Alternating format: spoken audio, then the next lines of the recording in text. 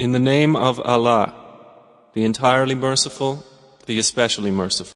May the hands of Abu Lahab be ruined, and ruined is he. Name and nickname of Abu Lahab. Abu Lahab, father of flame, was the nickname of Abdul Uzza, one of the sons of Abdul Muttalib. As he was ruddy in complexion, he was nicknamed Abu Lahab, father of flame.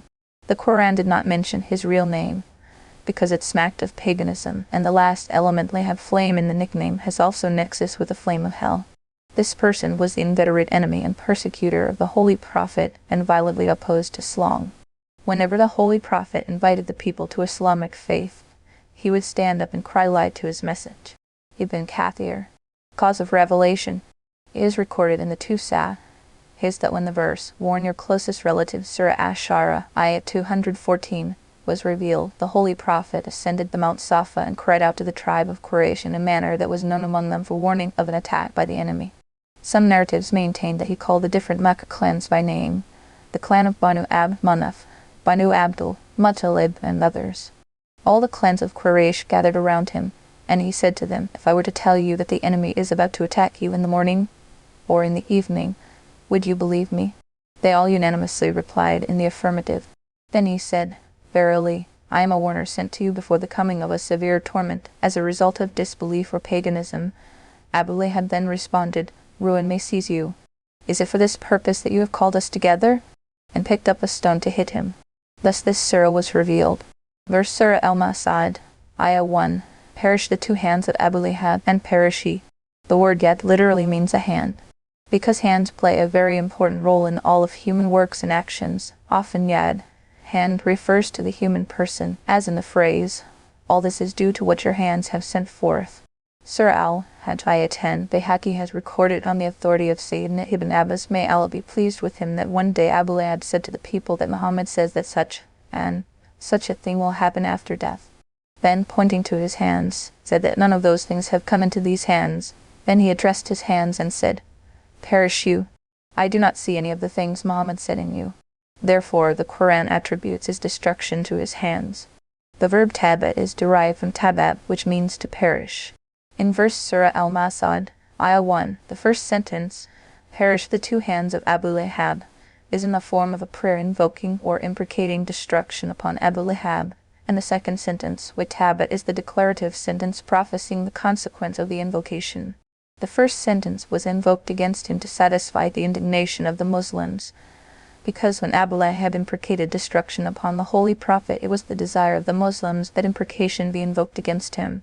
Allah thus fulfilled their desire, and also informed them that the invocation has taken effect, and he perished. 7 days after the Battle of Badr, he developed a terrible case of plague, because of which people avoided him. They regarded the disease as infectious and were afraid that it might be transmitted by contact, so they forced him to live in an isolated house, and they did not come into contact with him at all. He at last died in this state.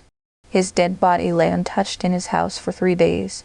When his body began to rot, giving out unbearable stench, people taunted his sons, and they hired laborers to take it away and bury it. They dug a pit in the ground, pushed his body into it with a stick, and covered it with stones. Bayan al-Quran from Ra. Verse Surah Al-Masad, Ayah 2, neither his wealth availed him, nor what he earned. The phrase makas, what he earned, could refer to the profits that accrued to him from investment of his wealth in business, and it could also imply children, for the children of a person are also referred to in Arabic as his earning.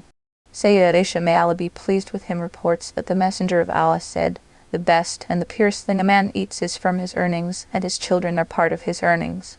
This means that eating from the earnings of one's children is tantamount to eating from one's own earnings. Qutubai. Therefore Sayyida Aisha, Mujahid, Ada, Ibn Sirin, and others interpret makasa, what he earned, as referring to children. Allah had granted Abu Lahab abundant wealth and many children, and these two factors led him to be ungrateful, and caused him to be proud and arrogant.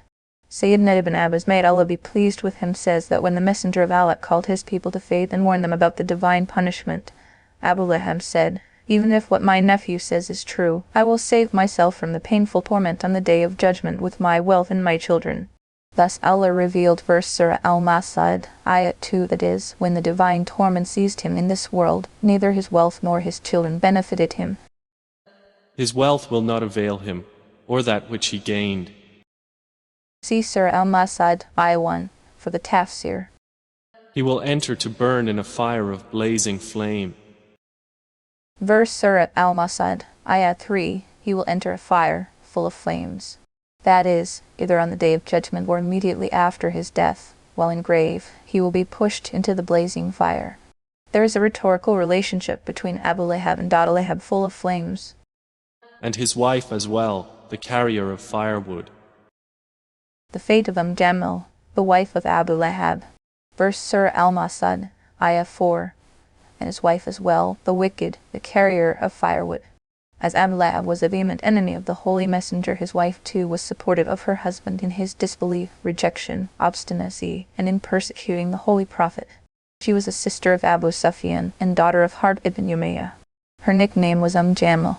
The Quran makes plain in this verse that this wretched woman will also roast with her husband in the fire of hell. She is described as, which literally means the carrier of firewood. Idiomatically, Arabs use this expression to refer to a tale-bearer, that is, one who gathers pieces of gossip and carries them between individuals and families in order to ignite fires of discord and enmity between people, exactly as one would gather firewood to kindle the fire.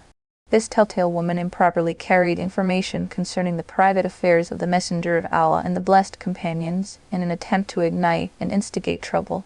In this verse too, the phrase "the carrier of firewood" has been interpreted by Sayyidina Ibn Abbas, may Allah be pleased with him, Mujahid, Ikrimah, and a group of commentators to mean that she was a tale-bearer, while Ibn Zayd, Dahak, and other commentators retain it in its original sense, and explain that she literally used to collect thorny branches from the jungle and place them in the path of the Messenger of Allah in order to harm him, hence the description, carrier of firewood.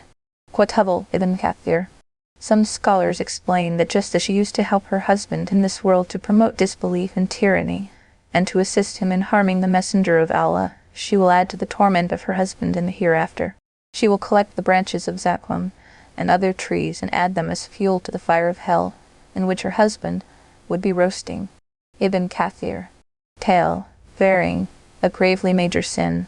It is recorded in the two Sahih that the Messenger of Allah is reported to have said that a tale-bearer to harm others will not enter paradise.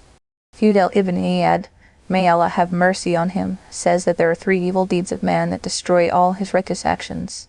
They are backbiting, tale-bearing, and lying. Ata ibn Sa'ib, may Allah have mercy on him, says that he asked Shabai, may Allah have mercy on him, about the prophetic tradition in which the Messenger of Allah is reported to have said 3 types of people will not enter paradise: a murderer, a tale-bearer, and a traitor who is involved in usury. Ata, may Allah have mercy on him, says that I cited this tradition to Shabai and asked him in a surprising tone that the Holy Prophet has equated a tale-bearer with a murderer and a usurer. He replied, indeed, tale-bearing is the root cause of murder and usurpation of wealth. Qatubai. Around her neck is a rope of twisted fiber. Verse Surah Al-Masad, Ayah 5, in her neck there is a rope of twisted palm fiber. The mast with the letter S, bearing sukan quiescence or rest, is an infinitive, which means to twist rope or cord, or to twist it strongly and tightly. If the word is read as masad with the letters MS bearing fatha equals ayah, the word refers to fibers. It is also a rope made of twisted fibers of palm tree or tightly braided fibers of coconut tree or cord that has been woven strongly, or coil or cable formed by winding iron strands together. Al-Kamas. Some scholars have preferred to translate it specifically as a rope made of twisted fibers of palm tree and no other string or twine. This is in conformity with the general usage of the Arabs.